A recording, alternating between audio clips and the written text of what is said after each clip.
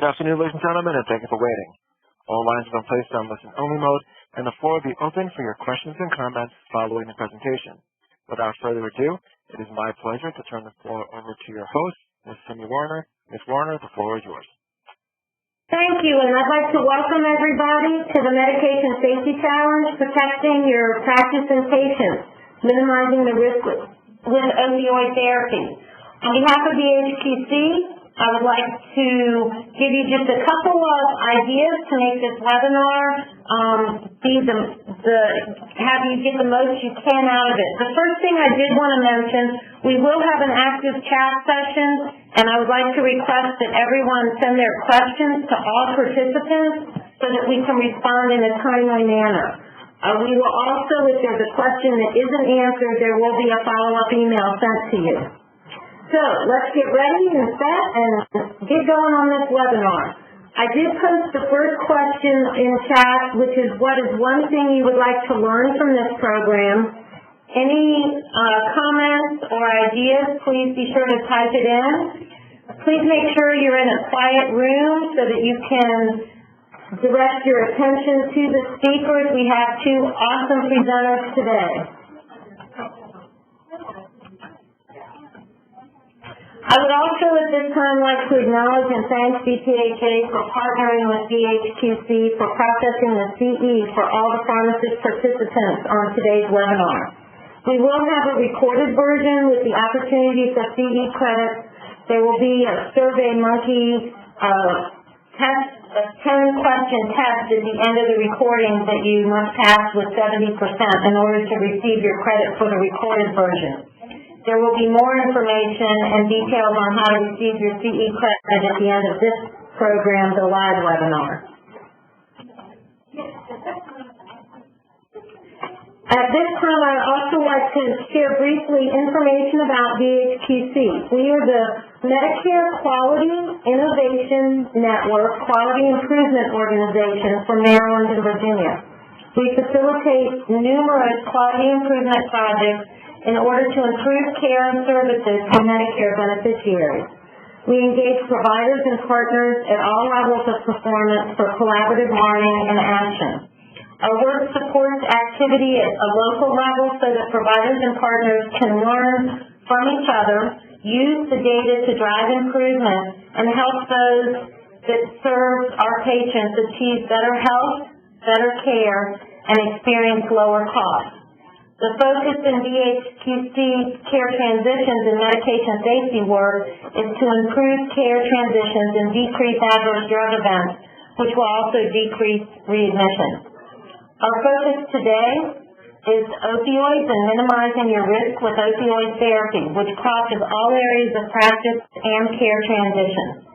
Today's webinar is the second in a series that will continue throughout 2016. So let's get started. It is my pleasure right now to introduce today's esteemed presenters. As you will see, they both have extensive training and backgrounds, as well as providing excellent leadership in innovative healthcare. In the essence of time and wanting to get to the program, I'm not going to read these bios. I'm just going to briefly introduce them. Dr. Sarah Melton is a pharmacy professor and clinician holding multiple certifications.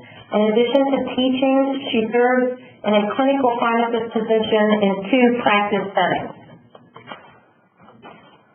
And Dr. Hughes Melton holds a medical degree and MBA and is board certified in addiction medicine. He currently works with Mountain State, a 13-hospital health system. They both continue to be an inspiration to me personally, as well as the communities they serve in. And I am hoping and know that they will inspire all of you today. At this time, I will turn the program over to them.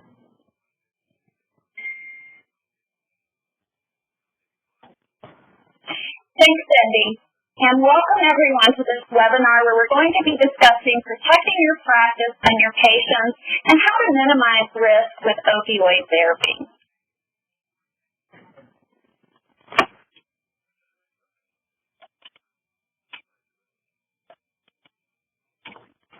Our learning objectives today include you will be able to describe strategies that prescribers and pharmacists alike can implement to minimize the risk of opioid misuse, abuse, and diversion. We're also going to discuss red flags and warning signs of patients who intend to use or distribute opioids for non-medical purposes. You should also be able to explain risk factors associated with opioid overdose. And finally, we're going to examine the roles of U.S. prescribers and as pharmacists and in public health in the education of patients and caregivers in overdose, risk reduction, recognition, and response with naloxone. Hughes and I have nothing to disclose with regard to financial interest or arrangement with any of the organizations or medications that we will discuss today. So hopefully most of you were able to do the pre-seminar work where you were asked to watch a case study online before the webinar. One of the questions that I asked you, what was your main takeaway message from the case study? At this time, I'd love for you to use the chat feature to write a brief takeaway lesson that you learned from that video. And for those of you that did not have time to do the pre-seminar work, I highly encourage you to watch the video and do some reflection at the end of it.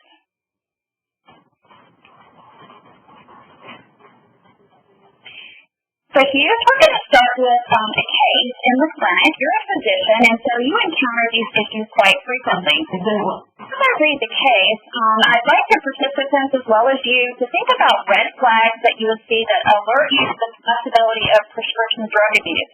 And then after the case, we're just going to talk about some strategies that we can employ to prevent prescription drug abuse. Sounds like a plan. So our case is a 46-year-old female who's seen in the clinic for the first time for evaluation of chronic migraine headaches. She's just moved to the area, and she doesn't provide any old medical records. While getting her history, you discover she has a long history of generalized anxiety disorder and depression. She reports adverse effects of valproic acid, topiramate, codeine, tramadol, and sumatriptan. She states with a neurologist that she saw years ago, but you know what, she really didn't help her at all. After completing the physical exam, the patient turns to you and says, I'd really like these prescriptions for a month supply. Hydrocodone with Tylenol, the 10 milligram strength 4 times a day, diazepam 5 milligrams 3 times a day, because these are the only things that work. So Hughes, what did you notice in this case that are red flags to you?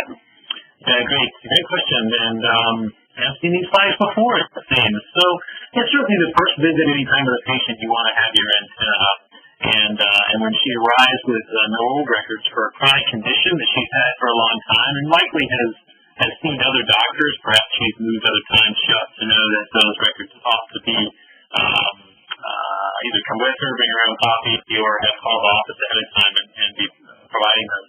She has some psychiatric history, which certainly is a little bit of a risk factor for substance abuse, and so you want to bear that in mind. She may be on other medicines such as benzodiazepines that you may not even be aware of, that she's been using either from another doctor or self-treating. She names specific medications, and not just any old medications that she has had adverse effects to, but specific adjunctives that I was already starting to think I might use. Oh, now she says that she's already been tried on them and they didn't work. And so, the likelihood of her having adverse reactions just to those medicines with this specific diagnosis, a little unlikely. So more flags are going up. Anytime a patient characterizes another physician as doing absolutely nothing for them is concerning. There are a few doctors out there that, maybe that's true, but as a general rule, if a patient is going and engaging the physician in order to really help them with their condition, they usually get something out of it. It's when they go to the doctor to get only what they want, which the concern in this case would be controlled substances, that the patient and the doctor refuses, the patient walks out saying, I didn't get what I wanted, they did nothing for me. And then lastly, of course, the naming specific controlled substance agents are concerning. Potentially she's been trying on lots of other controlled substances. But anytime somebody gets this specific, you always wonder if there's an ulterior motive. So Thank you. Great points on things that we need to be aware of, especially on a first visit.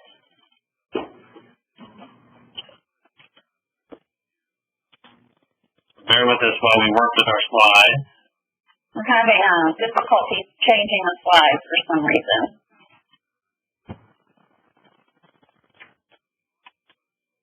Well, Jennifer, are you there to help?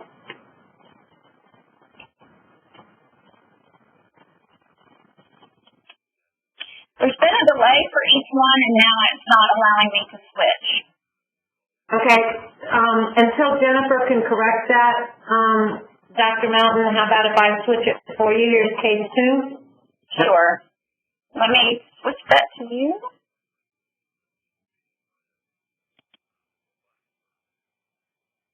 Case 2. so this is a situation that the pharmacists on the call have probably run into in the past. A disheveled appearing man approaches the pharmacy counter 10 minutes right before your closing, presents a prescription that looks like this to the technician. He's rather louder than your typical patient, and he's being rather demanding. The prescription's from a physician who's not local, and it's written for Vicodin. It's dated a month ago, and he tells the physician that he must have specifically the brand name, even though that's not necessarily, it's marked, well, it's hard to tell if it's marked there actually. Is that the signature, or is it marked? It looks to me like it's part of the signature. So it doesn't look like the prescriber marked do not substitute, and that he has no insurance, so he wants to pay cash, and that he stays in the pharmacy and is rather nervous appearing. So what red flags do you see there, Sarah?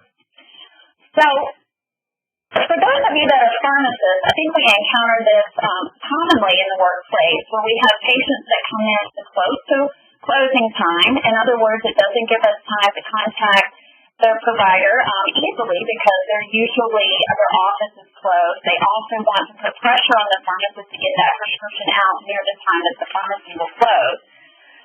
Just the characteristics of him speaking in a loud voice, demanding that he be talked to immediately is a red flag, showing that his urgency in getting this prescription. I also find it concerning that he's bringing a prescription from a physician that is about 45 minutes away. And, does this patient live in a town that's 45 minutes away? Certainly there are pharmacies that would be closer to him. Interestingly, that he also has to have the brand name. That's always a red flag when it comes to pain medications. We know the street value of brand names is much higher on the street, so we always want to keep that in mind. And the fact that he says he doesn't do well with the generic is also a flag. One of the largest things that concerns me is that he wants to pay cash for the medication, saying he doesn't have insurance. Sometimes we see patients that actually do have insurance that demand to pay cash. So that's also a way to get around tracking through insurance companies as well. And then just his general demeanor and pacing in front of the pharmacy, again, putting pressure on the pharmacist to fill that prescription. So lots of concerns there. So if you could advance to the next 2 slides. Go back 1, please.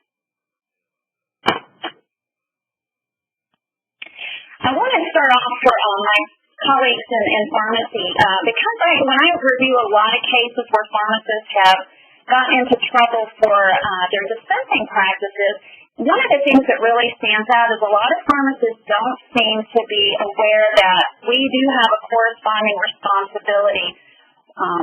We are required to exercise sound professional judgment when we make a determination about whether a controlled substance prescription is legitimate or not.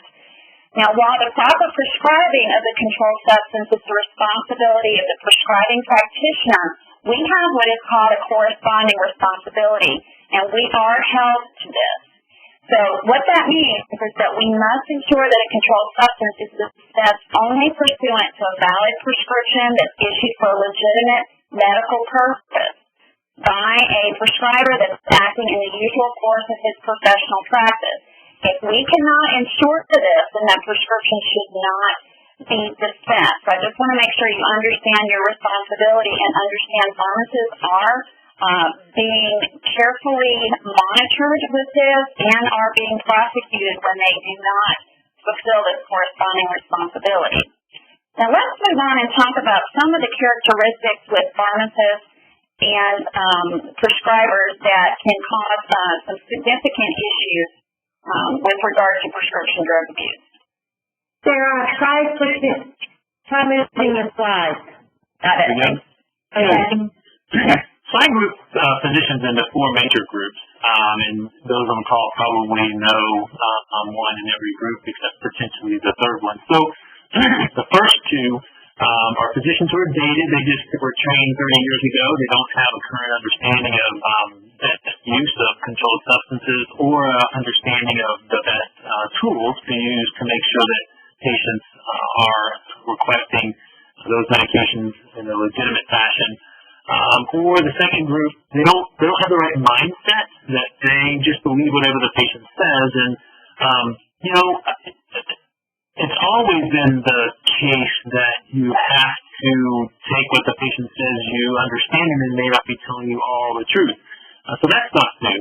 But in particular, in the last 5 to 10 years, with the epidemic of substance abuse hitting the nation, more and more physicians need to put on a little bit of a protective hat when they're being asked for controlled substances. There's physicians who are dishonest, so they know exactly what they're doing. They're taking cash payments. They know the patients probably do not have a legitimate pain issue. They more have an addiction issue. Those are the rare group. And then there is a group of physicians who are disabled. They themselves are impaired or maybe have a mental illness, so such that they aren't really functioning well enough to try and determine which patients are legitimate or not.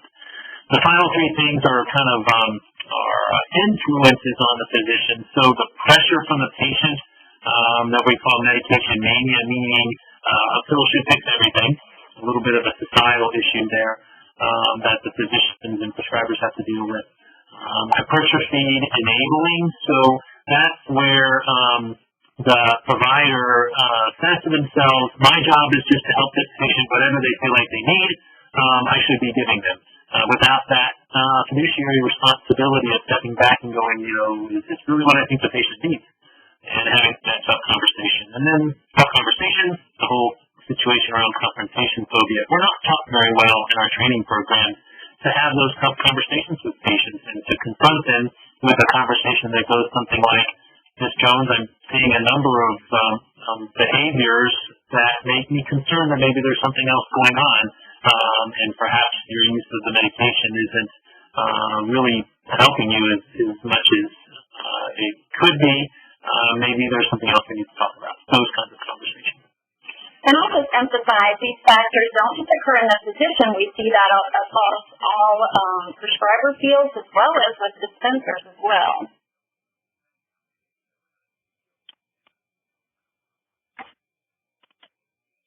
It's not letting me change the slide again, Cindy. I'm sorry. That's all right. Let me see if it's letting me. I'm not sure why it keeps switching back to me. I'll continue to move the slides until Jennifer with WebEx, if you could please fix that. So I wanted to go through, one of our objectives were for you to really understand specific risk flags. We've talked about some in the cases, but I want to bring some others to your attention now when you're in the pharmacy or you're in the clinic, things that you want to think about. So one of those is pattern prescribing. So you need to be on high alert for prescriptions for the same drugs, quantities, or diagnosis coming from the same physician. So a lot of pill mills will open where you pay cash, and the physician will give not only the same medication, the quantities, and the diagnosis to multiple patients, but you will get the prescriptions all with people coming in a group often at times to the pharmacy to have them filled. Physicians or prescribers that use rubber stamps where they just put the drug name and the dose and the sig, very concerning as well because that obviously shows that's a pattern prescriber. Prescriptions that come in for antagonistic drugs, so for example, giving an opiate with a stimulant so that a patient would use a downer and an upper needs to be carefully scrutinized. Drug cocktails that we especially are concerned about for especially for overdose risk. So opioids that come in with prescriptions for benzodiazepines and muscle relaxants, the trifecta is usually oxycodone with alprazolam and soma or carisoprodol. So if you see that combination, you got to really think about it. It's not prescriptions you really want to fill because of the increased risk and dangers. Large quantities. So prescribers that write opioids at excessively high quantities, the doses may be very high, the numbers that are given every day may be very high. This can be a key indicator of abuse for prescriptions that are written specifically for patients easily able to divert onto the street. Next slide, please. Other things you want to think about are doctor patterns. So prescribers in your area that are writing a lot more prescriptions compared to others in your region. Prescribers that go beyond their scope of practice or their specialty. For like example, a dentist who would be writing for a stimulant for ADHD would be very concerning and obviously out of their scope. Geographic flags, we want to look at anomalies with regard to where the patient is, where the prescriber is. Rule of thumb is if you don't want to dispense prescriptions for patients that are traveling from out of state or traveling long distances to come to your pharmacy. Very unusual that legitimate patients would actually be doing that, especially if you're getting them in large numbers. And then sometimes we have unlikely coincidences so that customers that have the same address coming in and presenting prescriptions on the same day. Got to really scrutinize that. Next slide. False caregivers are a big issue, so customers that come in to give prescriptions for other people, especially if they're not willing to give an identification or you're not able to really identify exactly who they are. Cash payments can be a big concern. Anyone that comes in that wants to pay several $100s for an oxycodone prescription needs to be given additional scrutiny. Early refills is obviously something we're taught that we want to be careful with this. I just recently had a case last week where a patient was getting early refills by 3 or 4 days, and by the end of the year, she had gotten over an extra month's supply of her oxycodone. So anybody that's requesting early refills of controlled substances needs to be questioned about it and really scrutinized. Your pharmacy should have a guideline for how early you will fill these prescriptions and stick with it. For suspicious behaviors as well, so patients that come in with signs of nervousness, that they're very talkative, they seem agitated, they're volatile with their emotions, or they evade your questioning. You want to be careful to really scrutinize them and look at the prescription. Next slide. So some signs of forgery, when you're getting these prescriptions for opioids, always check the contact information. A lot of them will give false contact information. There will be misspellings on the prescription that should raise a red flag. Photocopying prescriptions that would be printed from electronic medical record are pretty common. Alterations that we're commonly see in bad forgeries. Then using different inks or different handwriting. The quantity directions for the dosages are different from what we typically see. You want to scrutinize that because that could be a sign of forgery. And if they're not using any abbreviations or they use abbreviations that are very unusual, you want to scrutinize that as well. Next slide. So there's some specific patterns of use that when you're evaluating your patients that indicate that they may be at risk of addiction or substance use disorder. And whether you're a prescriber or a dispenser, really you have an obligation to identify these patients and refer them for appropriate screening and treatment. So some of these patterns of use include escalating the use of the substance without calling to talk with the prescriber. So they just up their dosage on their own. Using a substance for effects that have nothing to do with that medical condition. So we commonly see opioids being used to treat anxiety or to numb emotional pain, for example. Continued use of the substance despite negative consequences. So a patient that gets pulled over for driving under the influence of drugs that have taken an opioid, perhaps with a benzo, and they continue to use them, or problems with their family, losing their job. Patients that become preoccupied with obtaining the substance, so repeatedly calling the pharmacy, asking if you have it in stock. When can they get the next refill? As I said, using opioids to relieve anxiety, a huge thing that we see, that's a big red flag for addiction. And then, of course, when urine drug screens that are performed on a regular basis that have unexpected results, that's going to be a clue in that they're using substances that weren't prescribed or off the street. Next slide.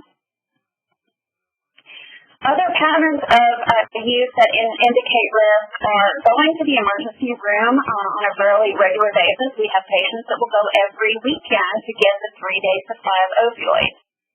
Those that resist changes in therapy or use of alternative therapies, so there are some patients that will say, I don't want to use tizanidine as an adjunctive for this. No, that medicine absolutely doesn't work. We saw that in the case. Always a big red flag if a patient's been discharged from another clinician's practice for non-adherence. You know that they've had a past issue, so we want to keep close eye on them. Cindy, if you could hit advance just one time.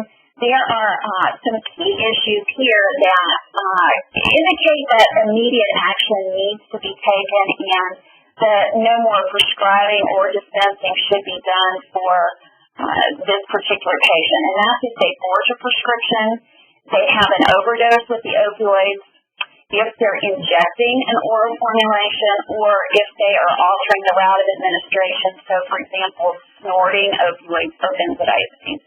Those are key things that you've got to take action right away. Sarah, I think the slide forwarding has been fixed and you should be able to use it now.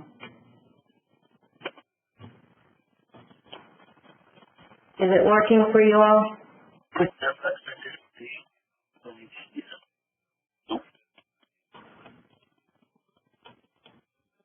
All right, I'll continue to. It's not working. Okay, I'll continue. We have WebEx working on that.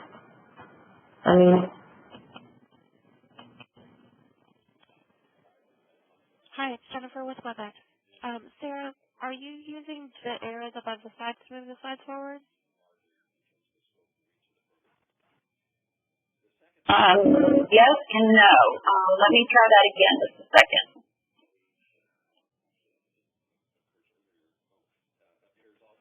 Okay. Seems like that's working. Some common scams that patients will come to you with, I call one of these the water excuse. So, it went into my toilet, it went into my sink, I accidentally washed it in the washing machine. So the watch for the water excuse. That's kind of similar to I spilled the bottle and they went everywhere. I lost a prescription. Patients that say that's the only thing that works, that's a scam. It got stolen from my home. Well, that's very possible that it did in our current society of prescription drug abuse epidemic with people seeking opioids. However, you ask have they filed a police report on that. But you filled it before. Why won't you do it now? So that's why you want to have a set system of when you're going to fill the prescriptions and make sure you stick with it each time you fill it instead of altering what you will let them get by with. And then prescription stealing or altering, we've already discussed that. It's a very common occurrence.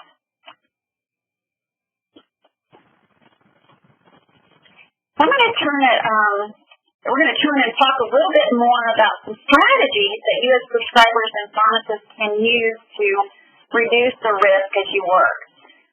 Now, for pharmacists, this came out a couple of years ago. One of the physicians that works with pharmacists and helps protect pharmacists' license came up with the vigil process. So I'm calling it Be Vigilant. So there's a few steps that you want to do with this. When you get a prescription, you want to verify. So the verification step is, and this is also with the prescribers, you determine whether the patient can actually use this medication responsibly before the prescription is ever written. And then on the pharmacist side, we're going to verify that prescription with the prescriber, including asking the patient, what did the physician tell you that this medication is being used for, and document that.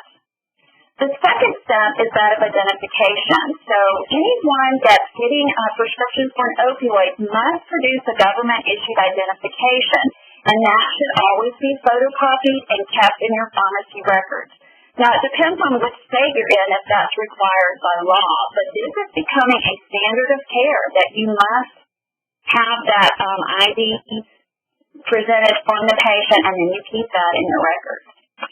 The next step is that of generalization. So you set up parameters for the provider-patient relationship, and that is usually through a pain management agreement.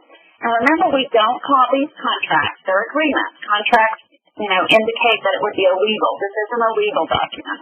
But it's an agreement between the provider and the patient as well as the pharmacist. The provider acknowledges their responsibility for providing appropriate treatment. The patient's going to acknowledge their responsibility for handling controlled substances. And then this document usually goes to the pharmacist so that the prescriptions are usually filled at one pharmacy. The step 4 is interpretation. So that's where we as pharmacists decide whether or not we're going to fill that prescription. And this decision can be helped by the patient's responses to various questionnaires that we can use to help screen patients for the likelihood of this tool is one of these assessment tools, and we'll talk about that a little bit later when we talk about universal precautions. And then you may also ask a patient or a family member to keep a diary on the influence of the medication on the patient's behavior, so that over time we can just make sure this is being used appropriately to treat pain and we're not seeing any other concerning aberrant behaviors. And then the final step of being vigilant is that of legalization. So we want to make sure as the healthcare team with the pharmacists, the prescribers working together, that we're following the legal requirements for treating the patients with opioids, including making sure the patients are getting regular follow-up physical exams, they're being assessed for improvement in their functioning, and that we always discuss the risks and benefits of the opioids and that we document that we have done so.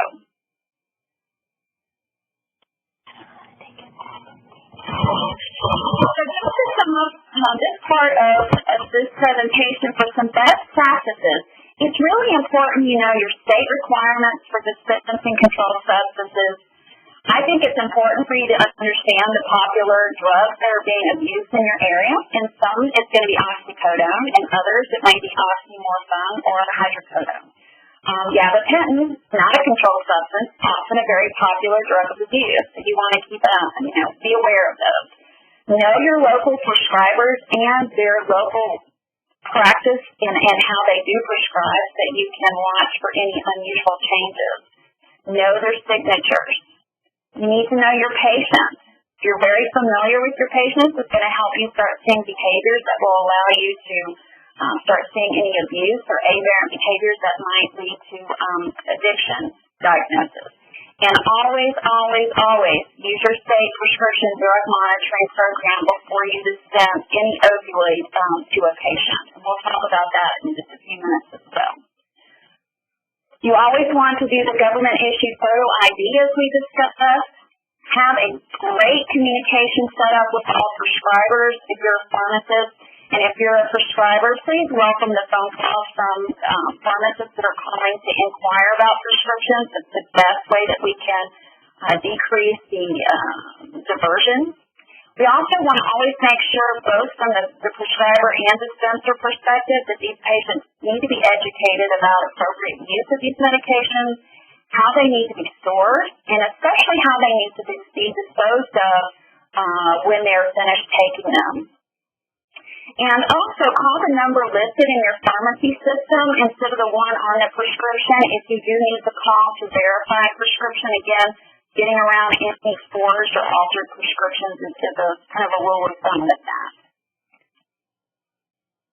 If you get prescription that was denied by a pharmacy where they've written it on the back, or if you deny a prescription, you may want to call other pharmacists in your area and let them know. I just got a very suspicious prescription. This is why I denied it, so that everyone in the area could be alert for that. And also, you want to communicate with your law enforcement and regulatory agencies, which might include the Board of Pharmacy or your state medical board. I often have to be in contact with our local diversion agent who is able to handle the cases pretty quickly to be able to identify if diversion is taking place and try to figure out what to do with that. So the key point here for this section is that the law does not require a pharmacist to dispense a prescription that is of doubtful, questionable, or suspicious origin. You have that right to deny that prescription. And if you happen to be a pharmacist who deliberately ignores a questionable prescription, then there's reason to believe it was not issued for a legitimate medical purpose. You can be prosecuted along with that issuing prescriber for knowingly and intentionally distributing controlled substances. And we don't want that to happen to anyone. I'm going to turn it over to Keith now, where he's going to talk about the universal precautions that should be used in pain management and why we have these. So most people think of universal precautions and having to do with infectious disease, and they came about when HIV and hepatitis C came on the scene. We realized that you really can't tell who may have a problem with those diseases just by looking at them. And same thing goes for substance abuse. You can't tell who and who is not just based on what you're seeing. So better just to use universal precautions and handle everybody pretty much the same way. So you can't predict the likelihood, like we talked about, there's serious consequences, and using these universal precautions can uncover hidden substance misuse. So we're going to focus on what you as a provider can do. So first, you need to make a good diagnosis. If you're in the pharmacy, you need to make sure that the patient has a diagnosis. Ideally, it's on their prescription, and you have at least something of a dialogue with the patient about, so this medicine is for your arthritis of your shoulder. Physicians should do a little bit of a psychological assessment using some of the standard instruments that are out there, the ORT, opioid risk tool, or the SOAP. There are a number of them out there that are available online. And then also get a sense of the patient's family history of substance abuse and their personal history of substance abuse. Both of those put the patient at increased risk, and you need to educate the patient. Even if this is a patient who you're looking at starting on narcotics and they've never been on them before, you need to get the history and say, you're at risk for this. I'm going to give you 2 weeks of medicine for this acute injury, but be aware that you're at increased risk for addiction because of your family history. Here are some risk factors for substance abuse. We break them into 3 groups: biological, psychiatric, and social. And that's how it ought to be documented into the chart. Now, as a pharmacist, some of these are things you can tell just by looking at the patient. You know their age, you know their gender. They may share with you some of their social history. Often I think we're surprised what they will tell us across the counter in the pharmacy. And so just weigh those in your mind when you're looking at filling that prescription. A couple of slides here just on physical findings that you may see. This is a track mark in the intercubital fossa. This is a patient who is trying to mask their track marks with a tattoo on their forearm. This is a subcutaneous abscess from a needle injection site. The last one are scars from what's called skin popping. So when a patient can't find the vein, sometimes they will inject small amounts in multiple locations just underneath the skin, so it's absorbed subcutaneously and it damages the skin like this. When you see those kinds of findings, then you would think, well, did the doctor see them or not if you're working in the pharmacy? So a quick call to the physician just to say, hey, I'm seeing some signs here. It can help the physician, and I really view that relationship as a team between the physician and the pharmacist. You want to make sure you get informed consent. That's basically a document that prompts the conversation between the patient and the provider about rules for the program, risks some associated with the medication, the protocol for pill counts and PMPs. Typically, the informed consent and treatment agreement are often one document, and the patient signs it. So it can be referenced later if they say they were never told. It reinforces their responsibility, talks about, like I said, pill count, PMP, toxicology testing, whichever you have available, and the different advantages to different types, which we won't get into. And then also just to reinforce that you're going to need their records so you understand where they're coming from before you're going to prescribe a controlled substance. You want that posted in your office, and here's an example. So what's interesting about this is from the office of a friend of mine who works at the American Academy of Family Practice. She was telling me about it. I asked her to send me a picture. And so the first half is pretty common, so we're not going to write any controlled substances until we get your records, and that might take 2 to 4 weeks. And then also they go ahead and share with the patient their dose on maximum dose. And more we're finding that patients who are on over 100 milligram equivalents of morphine, some studies suggest 80, some suggest 120, but roughly 100, their risk of morbidity, mortality goes up significantly, exponentially, not just linearly. You want to make some assessment of their function. That can be as simple as just documenting what they are not able to do in the way of their daily activities. You can get more sophisticated with it with more objective testing with the Pain Disability Index, PDI, which is a 70-point score. And then you can track that over time. So in our clinic, we'll do that, and then we'll repeat it every 6 months.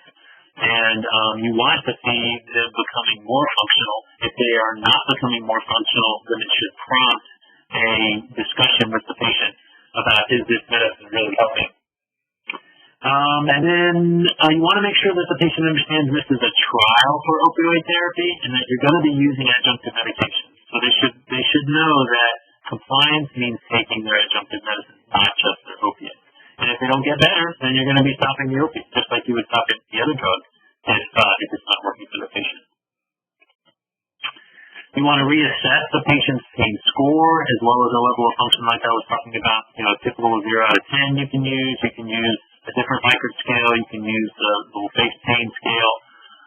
And then you want to document what we call the 5 A's: analgesia, activity, adverse effects, any aberrant behavior you're seeing, as well as the patient's affect. And then lastly, you want to come back around. These patients tend to be yours for an extended period of time. And so you can get lulled into, you're doing okay, you're compliant, you check these other things. Okay, we'll refill your medicines and we'll see you back. And the patients often have other complaints. My pain is worse, my pain is a little different. And if you become numb to that, then you can miss new developments in their condition or a new condition that's developed. So always go in when you're visiting with the patient with a little healthy suspicion that there can always be something that can develop on top of their underlying condition. Then make sure you're documenting well. In my experience, if the patient were to complain and your charts were to come before the board of medicine, as long as you're documenting what you're doing, then you are, and you're relatively along with these standards of care we just went over and just these 10 universal precautions, you're going to be fine. It's the physicians who don't document or who are doing almost none of this that get into trouble. This is just a summary slide. Yeah, this summary slide can be actually printed off and put at your workstation so you make sure you're following the universal precautions. And I should say we call this universal precautions from the infectious disease model, meaning every patient, every time, even your grandmother, you need to do these precautions with, because we can't tell who an addict is or someone at risk for substance abuse by looking at them. So we do this every patient, every time. One of the biggest things that we are concerned about when medications are prescribed for pain conditions is what happens when those medications are changed or a patient discontinues them. We know that some patients will have hundreds of tablets on hand that they may hoard these for another day in case they need them. So it's always recommended that the patients need to take the unused, unneeded, or expired drugs out of their original containers and throw them in the trash. But what they need to do first is mix the tablets with coffee grounds or some kitty litter, and then they need to put them in some impermeable cans or bags to ensure that the drugs won't be diverted. And then this can be thrown into the regular trash. Drug take-back days are excellent opportunities. There's one coming up in April with the DEA where you can take the medications to a local take-back area and just drop them off there. The other thing is a lot of pharmacies are having stationary drug receptacle units, so have those available for the patients to dispose of these easily. Some pharmacies are now able just to take controlled substance return, and then they can send those back in a different fashion as well. So lots of different avenues for appropriate disposal. Prescription drug monitoring programs are really an amazing tool, and Virginia has an excellent program. Tennessee does as well. Pretty much the states around Virginia are talking with one another, and when you go in to query the system, you can click what other states if you happen to live on the border. That's very important. And they will basically tell you where else the patient is getting their medication filled. It gets around the cash piece, so the insurance companies only know where the patient uses their benefit. The PNP program knows exactly where they fill the prescription based off of the reporting of the pharmacy to the state. Both the provider and the pharmacist, of course, can use this information.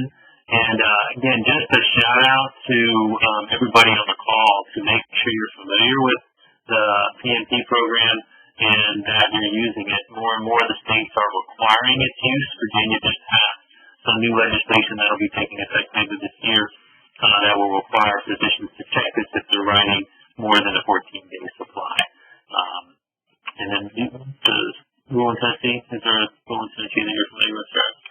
Yeah, I think in most of the states surrounding us right now, there are requirements now to check the PNP. But again, just check with your own legislature and see what the requirements are so that you are up to the standard of care as required. Yeah, if you're checking it, if you're conscientious with the use of this tool, you'll be well within their standards. And if you're getting the patient under high or controlled substance really any more than just a couple, 3 days, you really ought to check. And for the first time you see a patient, you should check, no matter how much you're writing, because if they have an underlying problem, you really need to bring that to the attention of the patient and try and have an opportunity to intervene. So PDPs work. That's the most important thing. So it does take a little bit of time. I appreciate that. You can delegate quite a bit of this work to your staff so that just like when you walk in to see your diabetic, you have the A1C already there on the chart. You ought to be able to have the PNP already there on the chart if it's a patient who's on controlled substances. I think what's really neat is that the data is showing that pharmacists and prescribers that are using the prescription monitoring programs, they are reporting that now they feel a lot more confident when they prescribe or dispense these controlled substances. So I think that, again, the excellence of these tools can't be understated in how much they help us with preventing diversion, identifying pharmacy and doctor shoppers. So we're going to switch gears now and finish up our call by looking at what are some risk factors associated with opioid overdose and how can we identify patients at risk in our different areas of healthcare. So we're going to look at some of these common risks. We're going to start up here with our chronic medical illnesses. So any patient that has respiratory disease, liver or renal compromise, they are at risk because they're not going to be metabolizing or excreting the opioid, probably as well as the glyc. And of course, with any lung disease such as asthma, COPD, or sleep apnea, it's going to put them at higher risk for respiratory depression from the opioids. Mixing substances or polypharmacy, this is the main reason we see opioid overdoses. It's the combination of opioids with things like alcohol or benzodiazepines. We primarily see alprazolam as the benzo of choice on the street, and that's what's commonly seen in the overdoses in our communities. And other respiratory depressants, even things like quetiapine, tricyclic antidepressants, Anything that can make a patient sedated can also be a danger when used with the opioid. Opioid doses and changes in purity. Hughes already mentioned that, above 100 milligram morphine equivalents a day, that puts a patient at risk for overdose, maybe lower for some patients. And then the changes in purity really refers to heroin. We're seeing a dramatic increase in heroin use as prescription opioids on the street become more expensive compared with heroin. So the purity in the heroin on the street varies from batch to batch. So patients that get a hold of a very pure sample, very high risk for overdose.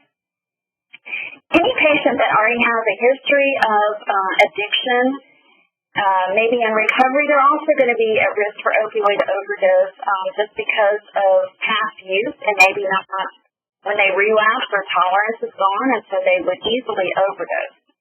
Patients that have a previous overdose, very high risk for having a future one. So these patients need to be carefully monitored. And then those that have been abstinent for a while from an opioid, such as patients that are recently released from incarceration. They detox basically in the prison or jail system, and their tolerance has decreased. They use the same dose that they were on before they went into the legal system, then easily can overdose. Patients that relapse, again, loss of that tolerance. And those that get out of detox, they've been in a program for a week or two, come out, again, very high risk for overdose. Some other key risk factors are patients that are going from immediate release agents such as hydrocodone or immediate release oxycodone to the long-acting opioids. Sometimes that conversion can not be exactly accurate for their incomplete tolerance. That can be a risk. Again, the dosage we've discussed. Those patients with comorbid mental illness, again, sometimes have a history of non-adherence or taking medication not as prescribed. That can lead to risk of overdose, as well as coprescribing, of course, with the benzodiazepines. Those patients that are receiving prescriptions from multiple pharmacies and prescribers, so those doctor shoppers, pharmacy shopping, are also at risk.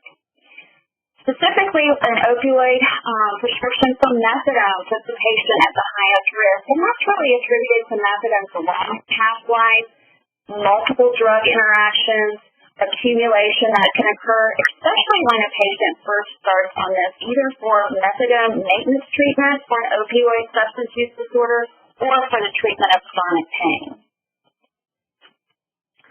So what happens with opioid overdose? What are the things happening in the body? Well, we know the causes really come from a reduced sensitivity to changes in oxygen and carbon dioxide outside of the normal ranges as respiratory function is suppressed. We have a decreased tidal volume and respiratory frequency, so the patient's respiratory rate decreases, and eventually they do go into respiratory failure and eventually death because of hypoventilation. This syndrome really can happen very quickly, or it can be extended to hours. But what we first see are decreased respiratory rate, blood pressure starts to drop, our heart rate decreases, and then of course the core body temperature is going to also decrease as well.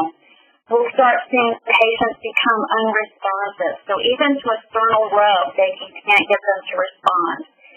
Their eyes will have pinpoint pupils, and their skin will be a dusty blue-gray. Look at their lips, their fingernails.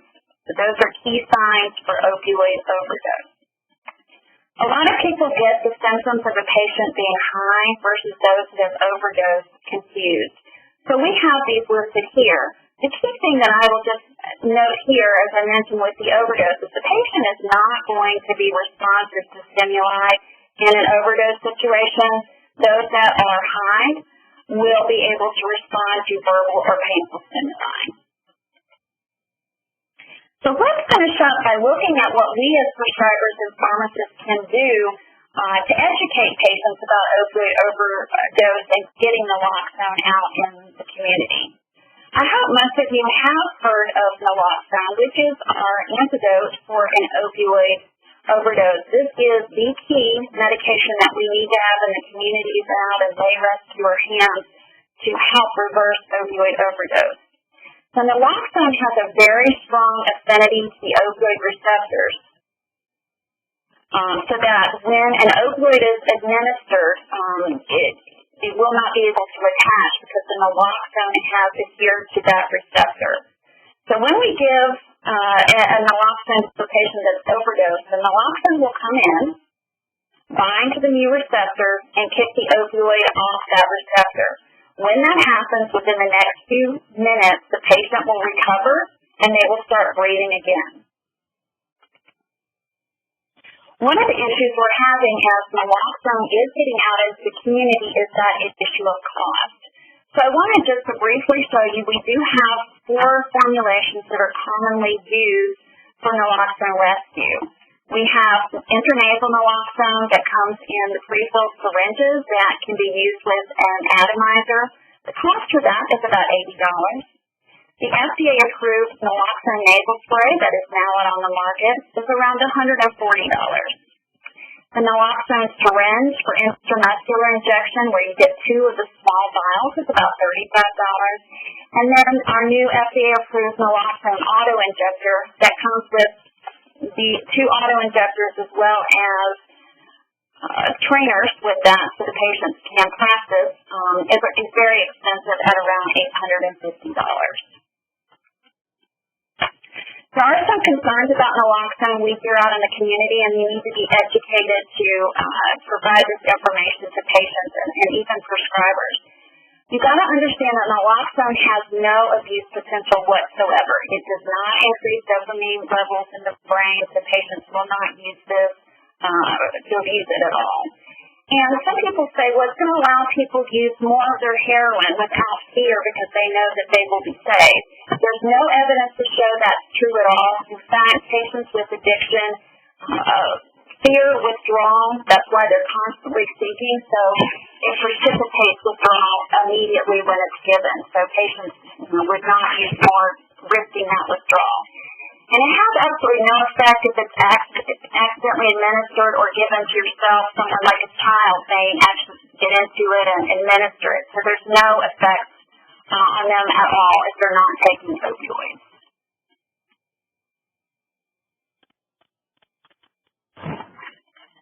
So in terms of responding to an opioid overdose, there's pretty standard ELS approaches that you take, the ABC, checking for responsiveness, calling 911, and putting them in the recovery position like you see, rolled over on their side, so that if they do get sick and throw up, that it's not going to cause blockage of the airway. You want to start rescue breathing as soon as somebody is able to after notifying 911, and then you can administer the naloxone either intranasally or intramuscularly. Continue the rescue breathing, of course, until the medication takes effect, and then watch the patient closely because naloxone or Narcan doesn't necessarily last for the length of the effect of whatever drug that they took. So if it wears off and their drug abuse is still present and emergency medical services haven't gotten there yet, then the patient could stop breathing again.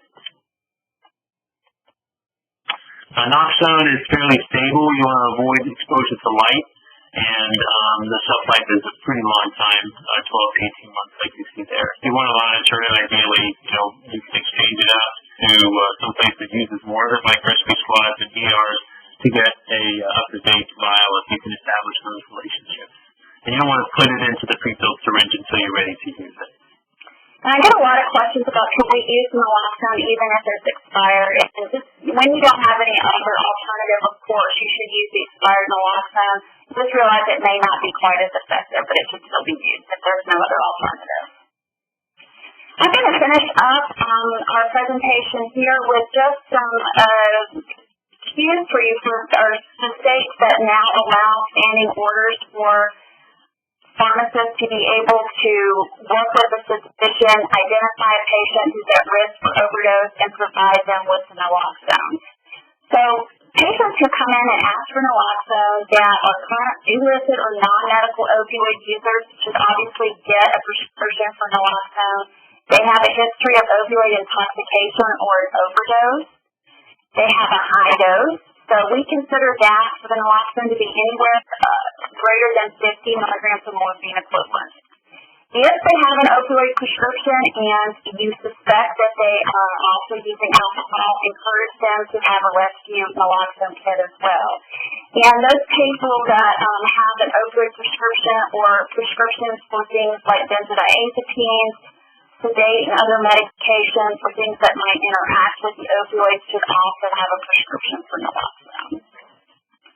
We talked about a lot of risk factors for opioids, like those prisoners from correctional facilities that have lost their tolerance, methadone maintenance treatment patients, anyone in treatment, the disease states that can lead to overdose. All of these patients should be recognized and encouraged to have naloxone rescue. So here we have just some indications that we pretty much already covered, that you may be called on to work with different entities to help them provide naloxone. So as pharmacists and prescribers, we encourage you to do that. And just to finish up, I think this has been a really great call where we have all different areas of healthcare providers here. We want to encourage collaborative practice, so a relationship that's established between the prescriber and the pharmacist, and continue that ongoing relationship in order to provide this naloxone, identify patients that are at risk, and make sure they are well taken care of, so that we can decrease these astronomical numbers of opioid overdoses that are occurring in our society. We've provided you with some helpful resources that you'll be able to reference, download presentations, a naloxone information sheet specifically for pharmacists, as well as a program that is prescribed to prevent, where you can get much more detail about naloxone administration than we've been able to cover in this short program. So at this point, I'm going to turn it back over to Cindy Warner so she can give you some more details about how to obtain your CE credit. First off, I would like to thank both Dr. Sarah and Hughes Melton for the wonderful, inspiring presentation with great practical takeaway information. I did want to highlight to everyone, with time being short, please chat any questions that you might have, and we will email them out to everyone. I also wanted to just give you a quick picture of where the recording will be posted, so that if you wanted to access some of the wonderful resources that were mentioned in this webinar, you'll be able to do that. The posting will probably be in 7 to 10 days. Those people that view the recording, you can obtain CE credit. You will have a 10-question quiz at the end that you'll need to pass by 70%, and there will be a link provided for those questions on this virtual website. And once again, I would like to thank everyone who participated. I'd like to also highlight that the CE link posted at the bottom of the slide is where you need to go to obtain your CE credit for the live webinar. That link will be mailed to all the participants probably on Monday. We'll get the recording of who participated and we'll send you the link out. If anyone else has any additional questions, please feel free to email me. I'll try to handle them as quickly as possible. And I forgot to mention, you will have until midnight April 1st to complete the CE survey and receive the CE credit for the live webinar presentation. And I'd like to close once again with thanking our wonderful presenters. I think everyone that took part in this webinar will definitely have some things they can take away and use in their practice. So thank you guys very much. Please fill out the polling questions that are posted to evaluate the webinar. That gives us an idea of what we can do next time to make it more useful for you. Once again, thank you very much. Thank you, Cindy. Thank you. This concludes today's teleconference. We appreciate your participation. You may now disconnect your line at this time.